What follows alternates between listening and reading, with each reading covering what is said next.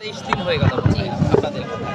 তো এই পরিস্থিতিতে এসে আসলে আপনারা দাবিটা বলেন এবং আপনাদের দাবির যৌক্তিকতাটা তুলে ধরেন। আমি ধরছি। আমাদের দাবি তো আমরা 23 দিন যাবত এখানে আছি, আমাদেরকে এখনও কোনো কিছুই আমরা ফলাফল পাইনি। আমাদেরকে মৌখিক আশ্বাস করা হয়েছে, এখন আমরা লিখিত পাইনি। এখন এই কাপড় হয়তো শরীরে পেঁচিয়ে, জি জি, এটার উদ্দেশ্যটা কি? এটার উদ্দেশ্য হচ্ছে যে এখান থেকে চাকরি জাতীয়করণ না হওয়া পর্যন্ত প্রয়োজন হলে এখানে জীবন দিব, আত্মহতি দিব, না হয় বাসা ফিরে যাব না। আমাদের দাবি এখানে আদায় করে ছাড়বো। তো আপনারা যে এখানে এতদিন ধরে আছেন, তো আপনাদের সাথে কোনো ধরনের যোগাযোগ করা হয়েছে কিনা বা আশ্বাস দেওয়া হয়েছে কিনা? আশ্বাস দেওয়া হয়েছে আমাদেরকে, আইন উপদেষ্টা লিখিত দেওয়া হয়নি, মৌখিক আশ্বাস দিয়েছে আমাদেরকে। তো এই মুহূর্তে আপনাদের প্রত্যাশাটা কি? আমাদের প্রত্যাশা হচ্ছে আমাদেরকে জাতীয়করণ করে নেওয়ার জন্য, আমাদের এক দফা এক দাবি আমাদেরকে জাতীয়করণ করে নেওয়ার জন্য, ওটাই প্রত্যাশা। আপনি বলেন যে আপনারা যে এখানে দাবি আদায়ের লক্ষ্যে আন্দোলন চালিয়ে যাচ্ছেন এবং এখনো পর্যন্ত আমরা হয়তো আপনাদের দাবি পূরণের কোনো লক্ষণ দেখি নাই, দেখে হয়তো আপনারা এখন আছেন। আপনারা কি এখন আশাবাদী যে আপনাদের দাবি পূরণ হবে? হ্যাঁ, আসসালামু আলাইকুম। প্রথমে ধন্যবাদ জানাচ্ছি আপনাদেরকে যারা আমাকে এই সুযোগ করে দিলেন। তো আমরা আজকে 23 দিন যাবত এই জাতীয় প্রেস ক্লাবে অবস্থান করতেছি। আপনি আমাকে প্রশ্ন করলেন আমার দাবিটা কতটুকু যৌক্তিক। তো আমি মনে করি আপনি একটা বাসায় অবস্থান করতেছেন, আপনার নিশ্চয়ই জায়গা জমি আছে, এই জায়গাটার নিশ্চয়তা কিন্তু আমরা এই নকল নবিশরা দিয়ে থাকি। তার কারণ হচ্ছে আপনি যখন রেজিস্ট্রি করে আসেন, রেজিস্ট্রি করার পর কিন্তু আপনার এই জমিটা শত শত বছরের জন্য আমাদের এই নকল নবিশদের হাত দিয়ে স্থায়ী রেকর্ড সৃষ্টি হয়। ইভেন আমাদের নামে জনগণের কাছ থেকে রাজস্ব আদায় হয়। এই রাজস্ব আদায়ের 24% টাকা সরকারের কোষাগারেই থাকে এবং 36% টাকা আমাদের নকল নবিশদের দেওয়ার জন্য সাব রেজিস্টার ফান্ডে রাখে। কিন্তু আমি যে 24% কথা বললাম, এই 24% কিন্তু বিগত দিনের সরকারের আমাদের ওখান থেকেই আমাদের দিছিলেন, মানে আমাদের বেতন দিছিলেন, মানে যেটা আমরা পাই সেটা দিছিলেন, যদিও আমাদের ফিক্সড কোনো বেতন নাই, আমরা নো ওয়ার্ক নো পেতে কাজ করি। তো সেক্ষেত্রে আমার প্রশ্ন যে এই 24% টাকাটা কোথায় যায় এটা আমরা কিন্তু আদৌ জানি না। ইভেন এখানে জনগণের কাছ থেকে আবার বাড়তি একটা চাপ সৃষ্টি করে তারা এই 36% টাকা আদায় করে পার পৃষ্ঠা হিসেবে, মানে টোটাল পৃষ্ঠা হিসেবে 60 টাকা জমা করে। 60 টাকার মধ্যে ওরা 24 টাকা রাজস্ব কোথায় যায় আমরা আদৌ জানি না, এবং 36 টাকা কিন্তু আমাদের দেয়। কিন্তু এই 36 টাকার মধ্যেও আমরা এখনও কিন্তু সঠিকভাবে পাচ্ছি না, এখনও আমরা 24 টাকা করে পাই।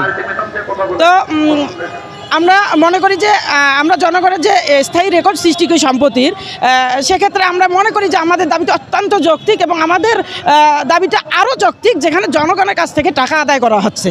তাই সরকার আমাদের জাতীয়করণ করলে সরকারকে একটি টাকাও বেনিফিট মানে নষ্ট হবে না, সরকারকে অতিরিক্ত কোনো টাকা আমাদের জন্য ইনভেস্ট করতে হবে না। আমাদের টাকা দিয়ে আমাদের জাতীয়করণ করেই সরকারের রাজস্ব আরও বৃদ্ধি পাবে আমার মনে হয়। আর আমাদের ডিপার্টমেন্টে আমাদের অনেক দুর্নীতি, এখানে অফিসার থেকে শুরু করে একজন নাইট গার্ড পিয়ন থেকে এদের দুর্নীতির সীমা নেই।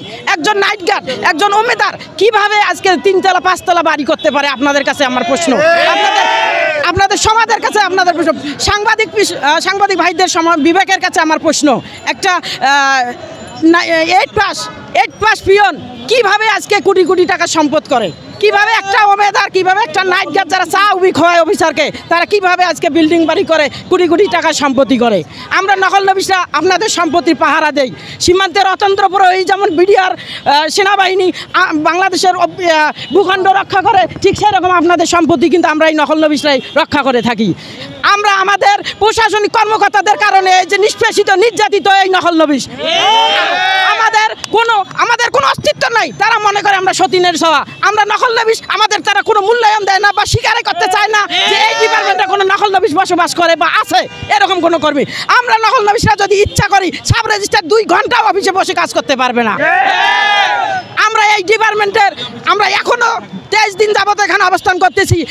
অনতি বিলম্বে আমাদের যদি দাবি দাবা আদায় মেনে নেওয়া না হয়, আমাদের জাতীয়করণের লিখিত কোনো প্রজ্ঞাপন করা না হয়, তা আমরা কঠোর থেকে কঠোর কর্মসূচির হুঁশিয়ারি দিচ্ছি। চুক্তিভিত্তিক, তো সেই ক্ষেত্রে এই চুক্তিভিত্তিক নিয়োগ পেয়ে আপনারা কেন স্থায়ী করতে চান? চুক্তিভিত্তিক একটা সরকারি ডিপার্টমেন্টে কতদিন চুক্তিভিত্তিক আমরা থাকবো? সরকারের যদি আমরা চুক্তিভিত্তিকে করতে হয় তাহলে কেন তারা আমাদেরকে নিবে? তারা সরকারিভাবেই সরকারিভাবে না কেন? একটা সরকারি কাজ কেন বেসরকারি লোক দিয়ে করবে? একটা চুক্তি হলো কতদিন হয়? আর চুক্তি কত বছর? 1 বছর। চুক্তি কত বছর? আমরা 20 বছর 30 বছর ইভেন 60 বছর হলে আমাদের নিঃস্ব হাতে চলে যেতে হয়। কেন আমাদের এই বৈষম্যটা? আমরা যেখানে এই যে শত শত বছরের রেকর্ড সৃষ্টি করে আমাদের নামে জনগণের কাছ থেকে টাকা আদায় করা হয়, সেই টাকা কোথায় যায় আমরা জানি না। আমাদের টাকা দিয়ে আমাদের জাতীয়করণ করবে, সেখানে সরকারের বা আমাদের প্রশাসনিক দিক থেকে সমস্যাটা কোথায়? আমাদের এটা প্রশ্ন আপনাদের কাছে। তো এই ক্ষেত্রে কি জাতীয়করণ ছাড়া অন্য কোনো উপায় আছে কিনা? আমরা না, আমাদের জাতীয়করণ ছাড়া আমাদের কোনো উপায় নাই, কারণ আমরা আমাদের সংসার চালাতে খুবই হিমশিম খাচ্ছি বর্তমান দ্রব্যমূল্যের যে ঊর্ধ্বগতি, এবং আমরা যেহেতু শত বছরের রেকর্ড সৃষ্টি করি, সেক্ষেত্রে আমরা জাতীয়করণের অন্য কোনো অপশন আমাদের কাছে নাই। আমাদের জাতীয়করণ এক দফায় জাতীয়করণ, আর জাতীয়করণের বর্তায় ঘটলে আমরা রাজপথে শুয়ে জীবন আত্মহত্যা দিয়ে চলে যাব। আমাদের চাকরি বেঁচে থাকার দরকার নাই। এখানে দেখবেন আপনি বহির্বিশ্ব থেকে শুরু করে বাংলাদেশের বিভিন্ন সেক্টরে খোঁজ নিয়ে দেখবেন, যেমন কালেক্টরেট, হাইকোর্ট, জজ কোর্ট, সুপ্রিম কোর্ট, যেখানেই নকল লেবিস আছে সবাই জাতীয়করণ হয়ে গেছে, কিন্তু আমাদের এই সাব রেজিস্ট্রার অফিসে কোনো আজ পর্যন্ত জাতীয়করণ হয়নি। কেন জাতীয়করণ হয়নি? এর মূল ভিতরের অভ্যন্তরীণ কাহিনী কি আমরা জানি, কিন্তু আমরা প্রকাশ করতে ভয় পাই, কারণ আজকে আমরা প্রকাশ করলে কালকে আমরা অফিসে যা বসতে পারবো না আমাদের অফিসারদের কারণে, হয়তো চাকরিচ্যুত হতে পারি আমরা। নীতিমালার বাইরে বের করে দিই। এখন আগে আমরা ট্রেজারি থেকে বিল পাইতাম, ট্রেজারি ছিলেন তো অবশ্যই, হিসাব রক্ষণ অফিস থেকে আমাদের একটা অ্যালট হইতো, সেই অ্যালটের মাধ্যমে আমরা বিল পাইতাম, কিন্তু সেখান থেকে অতি সুকৌশলে এই ঘুষখোরেরা আমাদেরকে বের করে দিছে। এই ঘুষখোর অফিসাররা আমাদেরকে সুকৌশলে এখান থেকে বের করে দিছে। এখন আমাদের কি করছে? জনগণের উপর দায় চাপিয়ে তাদের কাছ থেকে অর্থ আদায় করছে বাড়তি হিসেবে। কেন জনগণের কাছ থেকে তারা বাড়তি আদায় করছে? তাদের কি উদ্দেশ্য? আমরা নকল লেবি জাতীয়করণ করলে তাদের ক্ষতিটা কোথায়? তারা তাদের পকেটে টাকা দেবে? আপনাদের কাছে প্রশ্ন। এই ক্ষেত্রে দায় তারা ভেটো দিচ্ছে 100%। নকল লেবিদের জাতীয়করণের মূল বাধা আমাদের সাব রেজিস্ট্রার অফিসারেরা, জেলা রেজিস্ট্রাররা। আমরা এখানে জীবন দিয়ে যাব যদি আমাদের জাতীয়করণ না হয়। এটা আপনাকে আমরা লিখিত দিয়ে দিলাম যে আমরা নকল লেবি জাতীয়করণ ছাড়া এখানে মৃত্যুবরণ করে যাব। এটা আপনি মনে রাখেন, আপনাদের বিবেকের কাছে এটা আমি জানিয়ে দিয়ে গেলাম। আমি মনে করি বৈষম্য বিরোধী সরকার অবশ্যই তিনি আমাদের এটা বৈষম্যের দূর করবেন এবং সংস্কার করবেন। যদি আমাদের জাতীয়করণ করা না হয় আমরা কঠোর কর্মসূচি পালন করব। যদি আচ্ছা ঠিক আছে, ধন্যবাদ। সেলিনা, কোথা থেকে এসেছে? রংপুর কাজ করেন কোথায়? চৌধুরী। জি জি জি, গলা কেমন করছে? রেকর্ড, সেই রেকর্ড যদি স্থায়ী হয় আমরা কেন অস্থায়ী থাকবো? আমাদের আইন মন্ত্রণালয় থেকে আমাদের ডাকা হয়েছে, আমাদের প্রতিনিধি দল গেছে, গত সপ্তাহের আগের সপ্তাহে গেছে। ওনারা মৌখিকভাবে বলেছে যে আমাদের দাবি যৌক্তিক, এবং ওনারা বলছে আমরা তো জানতামই না যে আপনারা মানে সরকারি হননি। মানে আইন উপদেষ্টা পর্যন্ত বলেছে যে আমরা জানতাম না যে আপনারা সরকারি না। তবে আমরা ওই অন্যরকম সরকারের মতো না, আমরা মুখে যা বলি কাজে করে দেখাই। এখন আমার প্রশ্ন হচ্ছে, এটার কিন্তু 2 সপ্তাহ আগের কথা, ওনাদের কথা, যে আমরা যা বলি আমরা তাই করি। এখন আমার প্রশ্ন হচ্ছে, যদি যা বলে তাই করে, আমি জানি যে যা বলে তাই করবেন, কারণ আমরা ইতিপূর্বে 2013, 2016, 2019 সালে আমরা কিন্তু আন্দোলন সংগ্রাম দিয়েছি। আমরা এই জায়গায় একদিনও অবস্থান করতে পারিনি। আমাদের দিনের দিনই বিতাড়িত হয়েছে এই জায়গায় পুলিশ প্রশাসন দিয়ে, এবং সংসদের মতো জায়গায় বসে কিন্তু সাবেক আইনমন্ত্রী আনিসুল হক বারবার আমাদের মিথ্যা আশ্বাস দিয়েছে। আমাদের চাকরি জাতীয়করণ করা হলো। করোনার প্রকোপ কমলেই আমাদের জাতীয়করণ সম্ভব, পার্মানেন্ট জব স্ট্রাকচার তৈরি করা হচ্ছে। কিন্তু আমরা কি আসলে পার্মানেন্ট জব স্ট্রাকচার যদি তৈরি হতো তাহলে কি আমরা কি এই জায়গায় অবস্থান নিতাম আজকে? আপনাদের কাছে প্রশ্ন।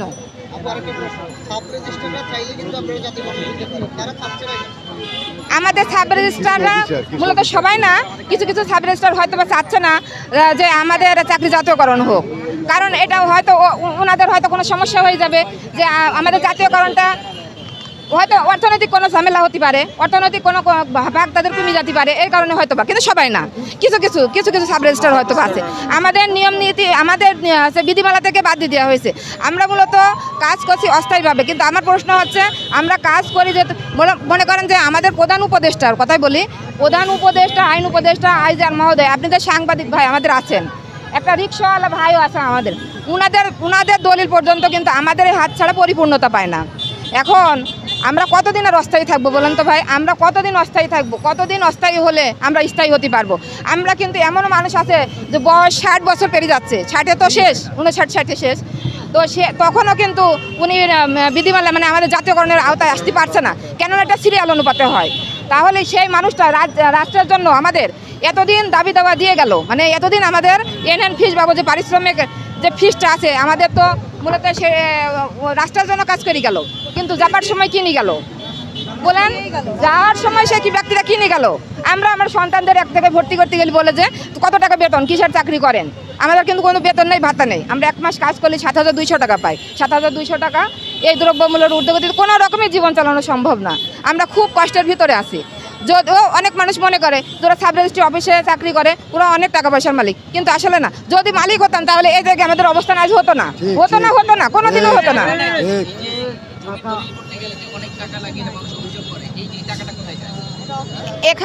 এখানে শুধু এখানে হচ্ছে সরকারি ফিস আছে, হ্যাঁ, অনেক জনগণ হয়তো বা জানে না, অনেক মানুষ মনে করে যে পুরো টাকাটাই বুঝিয়ে রেস্ট অফিস খেয়ে ফেললো, কিন্তু তাও না, এখানে সরকারি ফিসও আছে, যেটা ট্রেজারির মাধ্যমে আমাদের ব্যাংকে জমা হয়, যেখানে আমাদের এনএন ফিস আছে, ই ফিস আছে, AEN স্টার, মানে সব কিছু মিলে এখানে কিন্তু ব্যাংকে জমা হয়।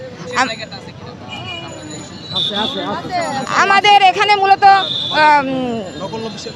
নকল নবিশের কোনো ঘুষ নেই, যেহেতু আমাদের দাবি আমরা দাবি তুলে ধরছি, আমরা কোনো কিছুই পাইনি। যদি পাতাম এই প্রেস ক্লাবে 23 দিন যাবত অবস্থান করতাম না, 23 দিন যাবত।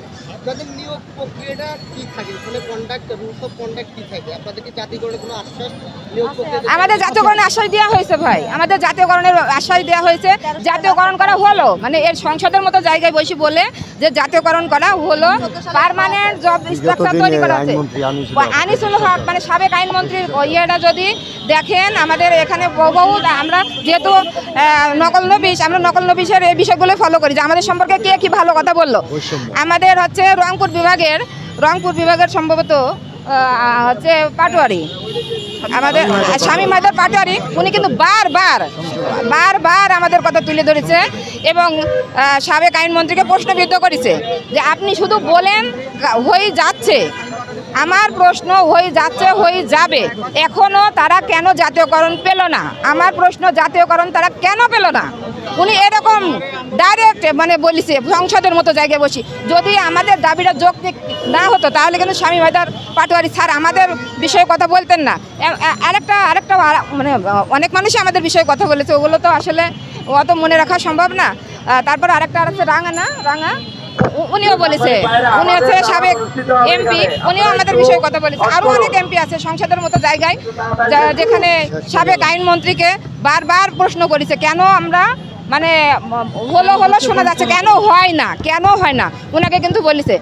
এখন এই সরকার যেহেতু বৈষম্যের বিরুদ্ধে, আমরা সরকারের কাছে আবেদন জানাই, প্রধান উপদেষ্টা, আইন উপদেষ্টা আইজিআর মহোদয় এবং আমাদের সাব রেজিস্ট্রারের কাছে আমাদের আবেদন যে আপনারা আমাদের রাস্তায় মানে থাকতে বাধ্য করেন না, আমরা রাস্তায় আসি থাকবো, যেহেতু আপনাদের কর্মচারী, আমাদের দাবি যদি যৌক্তিক হয় তাহলে যেন অনত বিলম্বে আমাদের দাবি মেনে নেওয়া হয়। দাবি বাস্তবায়নের জন্য আমরা এই জাতীয় প্রেস ক্লাবে আমরা অবস্থান করছি। আমাদের এই প্রাণের দাবিটুকু, যেহেতু রাষ্ট্রের আমরা গুরুত্বপূর্ণ কাজ করি, আমরা অস্থায়ী লোক হয়ে কিন্তু স্থায়ী রেকর্ড করছি, আপনাদের দলিলগুলো আমরা লিপিবদ্ধ করছি। কিন্তু বর্তমান বিগত আমলে যে ফ্যাসিবাদ সরকার ছিল, তারা আমাদেরকে বারবার তারা মহান সংসদে আমাদেরকে জাতীয়করণ করার ঘোষণা দেওয়ার পরেও তারা কিন্তু আমাদের আজ পর্যন্ত জাতীয়করণ করেনি। কিন্তু বর্তমানে মানবতার সরকার বড় আসিফ নজরুল স্যার সহ আমাদের যে ডক্টর ইউনূস স্যার সহ এনারা এই বৈষম্য দূর করার যে প্রত্যয় নিয়ে এসেছেন, আমরা এই সরকারের সময় আছে 23 দিন যাবত এখানে অবস্থান করছি, কারণ এই সরকারের মাধ্যমে আমাদের দাবিটুকু আদায় হবে। আমি আরও বলতে চাই, পৃথিবীর কোনো দেশে নাই নকল নবিশ, কিন্তু অস্থায়ী নাই, আমাদের এই বাংলাদেশে শুধু অস্থায়ী। এবং আমাদের যে কোর্টগুলো আছে, আমাদের যে ভূমি মন্ত্রণালয় আছে, প্রত্যেকটা নগর নবিশ কিন্তু স্থায়ী হয়ে গেছে। কিন্তু শুধু এই রেজিস্ট্রি অফিসে আমরা আজ পর্যন্ত এই আমাদের মানে অধিকারটুকু পাইনি। কারণ হচ্ছে আমাদের কিছু অসাধু আমাদের অফিসাররা আছে, অসাধু অফিসার বলবো সবাই না, কিছু অসাধু অফিসাররা আছে, তারা আমরা রাজস্ব খাতে যাই, তারা চায় না, তারাই আমাদের বড় প্রতিবন্ধকতা। এদের মধ্যে অনেক স্যাররা আছে বর্তমানে বর্তমানে বিআরএস আছে, রেজিস্ট্রেশন সার্ভিস অ্যাসোসিয়েশন, ওনারা কিন্তু আমাদের জন্য তাদের যে দাবিনামার ভিতরে আমাদের নাম লিখেছে। কিন্তু বিগত সরকারগুলো তো আমাদের কখনো তাদের দাবি না, আমাদের কোনো ওনারাই আমাদের বড় প্রতিবন্ধকতা তৈরি করেছে। এখানে প্রশ্ন রয়েছে যে আপনাদের নিয়োগ করা হয়েছে চুক্তিভিত্তিকভাবে, আপনার রাষ্ট্রের কিছুদিন আগে একটা দেখেছেন, আপনার মহামান্য হাইকোর্ট একটা দিয়েছে, যারা তো 15 বছর 20 বছর তাদেরকে খালি হাতে ফিরিয়ে দেওয়া যাবে না। এর আগে কিন্তু একটা গতকালকেও আমি জিনিস দেখেছি, আমাদের এই দাবিটুকু কিন্তু অযৌক্তিক না, যেহেতু রাষ্ট্রের অস্থায়ী লোক হয়ে কিন্তু স্থায়ী রেকর্ড করা এটা রাষ্ট্রের কোন আইনে আছে। এটা কিন্তু মহামান্য হাইকোর্ট কিন্তু একটা রোল দিয়েছে, এদেরকে খালি হাতে ফেরা 20 বছর যদি 15 বছরকে চাকরি করে এদেরকে খালি হাতে ফেরানো যাবে না, সে এভিডেন্সটুকু আমাদের কাছে আছে। কিন্তু বিগত সরকারগুলোতে যা করেছে সব অন্যায়ভাবে করেছে, রাষ্ট্র ক্ষমতা থেকে শুরু করে যা কিছু করেছে তাদের ব্যক্তি স্বার্থ হাসিল করার জন্য। কিন্তু বর্তমান যে সরকারগুলো এসেছে তারা কিন্তু আমরা এই প্রাণ খুলে কথা বলতে পারছি, আমরা এখানে কিন্তু দাঁড়াতে পারি না কখনো বিগত সরকারগুলো আমলতে। বর্তমানে আমরা 23 দিন যাবত এখানে অবস্থান করছি। আমাদের উপর মহল আমাদের আইন মন্ত্রণালয় থেকে শুরু করে প্রত্যেকটা মন্ত্রণালয় কিন্তু আমাদের এই বিষয়টা অবগত আছে, তারা আমাদের নিয়ে ভাবছে। কিন্তু আমরা আমাদের দৃঢ় বিশ্বাস খুব শীঘ্রই আমাদের একটা সুফল আসবে। এবং আপনাদের মাধ্যমে আমি উদাত্ত আহ্বান জানাবো, আমাদের এই দাবিটুকুর জন্য আপনারা সরকারের কাছে পৌঁছায় দেন, প্রতিটা মহলে পৌঁছায় দেন, যেহেতু আপনারা মানুষের প্রতি মানে অন্তরের কথাগুলো আপনারা তুলে ধরেন মিডিয়ার মাধ্যমে। আপনাদের কাছে অনুরোধ করব, আপনারা আমাদের এই দাবিটুকু, আমাদের এই নকল নবিশের দাবিটুকু আপনারা তুলে ধরবেন। আমার নাম মাসুদ রানা, আমি সাংগঠনিক সম্পাদক কেন্দ্রীয় কমিটি এবং বৈষম্য বিরোধী আন্দোলনের আমি অন্যতম একজন সমন্বয়ক। জি, আমি নকল নবিশে ঢাকা সদর রেকর্ড রুমে আসছি আমি। ধন্যবাদ।